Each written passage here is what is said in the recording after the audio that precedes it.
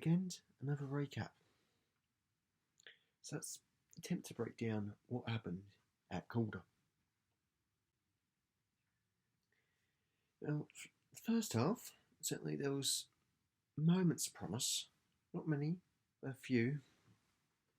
One thing that certainly did stick out was the conditions. Indeed,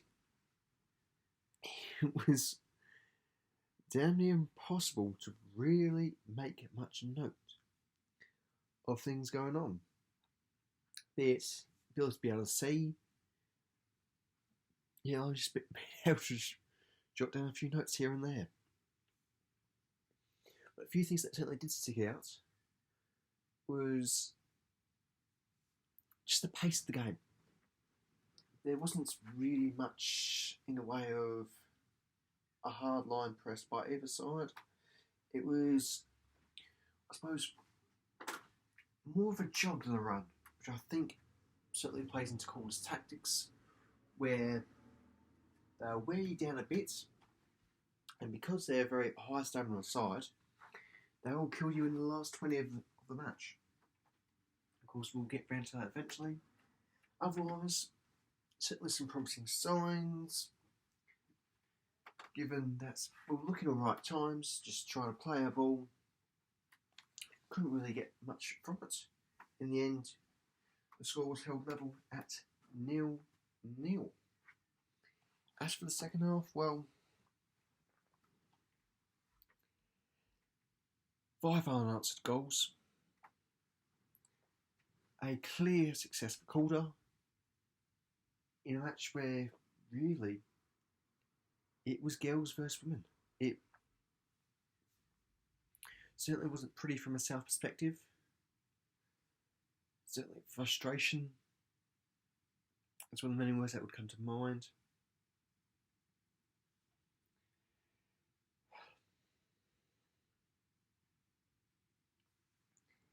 It's tough living through a rebuild, especially one at scale where everything's magnified. There are only 8 teams in the league after all. And so, when a club like South Melbourne, who's had to have a complete rebuild, where our squad, for whatever various reasons, to which answers we hope to gain in full someday, the extent of the rebuild, the lack of valuable players we've had, given that we only had a single substitute available for the match, potential continued injury worries,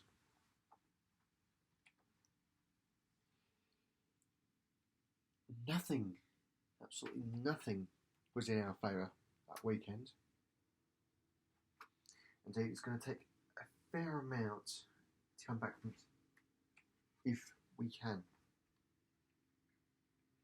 But as long as there remains hope in the team, that is the main thing that will keep us going. Hope. At the same time, we need some sort of response. We need something to show that something is being done. Because even though, yes, we see the work, what's being done behind the scenes and all that, not everyone does. And certainly what's being done is perhaps just not enough. Which is something that's certainly magnified by the demands of a club like South Melbourne, where there's an expectation that you're up there season after season after season. It's a very, very high expectation club. And in a season where we're meeting arguably 0 expectations and just struggling even to get the odd goal here and there, it says a lot. And what's being said isn't great. And yes, we're missing players. But at the same time, we need to find something. hopefully that something comes soon. But elsewhere in the league, there's certainly some very notable positive notes.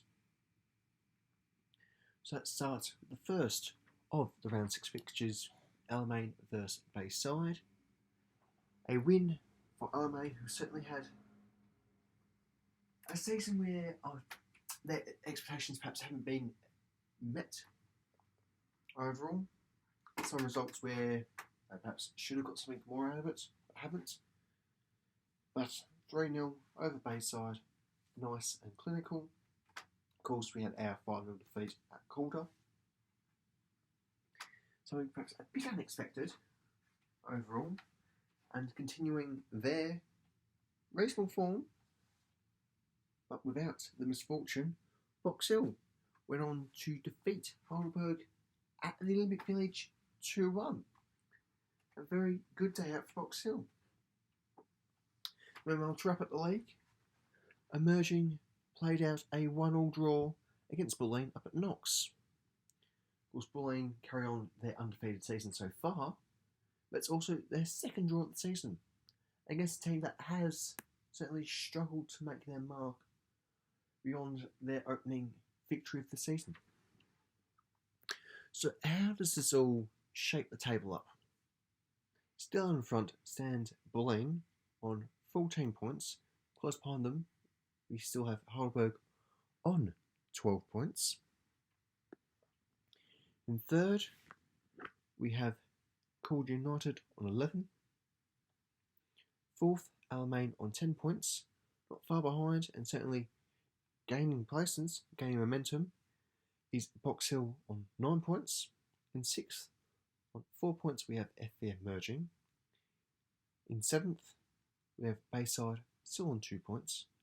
Of course, in last place, we have ourselves on solitary point. With the only real upside to that is we do not have the worst goal difference, something still held by Bayside for the time being. And of course, let's look ahead to this weekend's fixtures to see what we might expect. First of all, we'll see Box Hill United host South Melbourne from Wembley Park. Kick-off commences at 7:30pm this Friday. On the Saturday, Calder United will host Alamein at Keilor Park. Heidelberg will be hosting Bulleen Lions at the Olympic Village. And Bayside United will be hosting FV Emerging from Kingston Heath. All three of those remaining fixtures will be played on Saturday, the first two being played from 3pm, while Bayside commences from 3:30pm.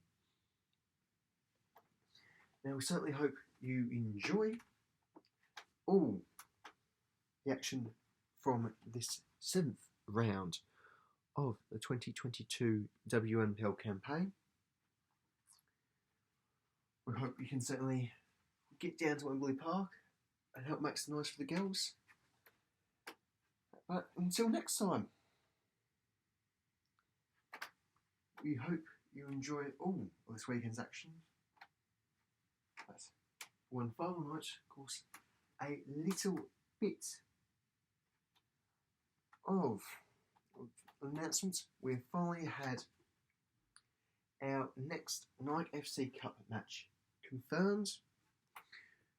We of course playing Caroline Springs George Cross. This match will be played at Lakeside, as we all know already. What we perhaps don't already all know is the date, being the 1st of June, a Wednesday night, with an 8:15pm kickoff. We hope you can get that all in your calendars and hopefully get an you down there to help support the team. Otherwise, until next time, be it in the Cup or in the League, come on, Hellas.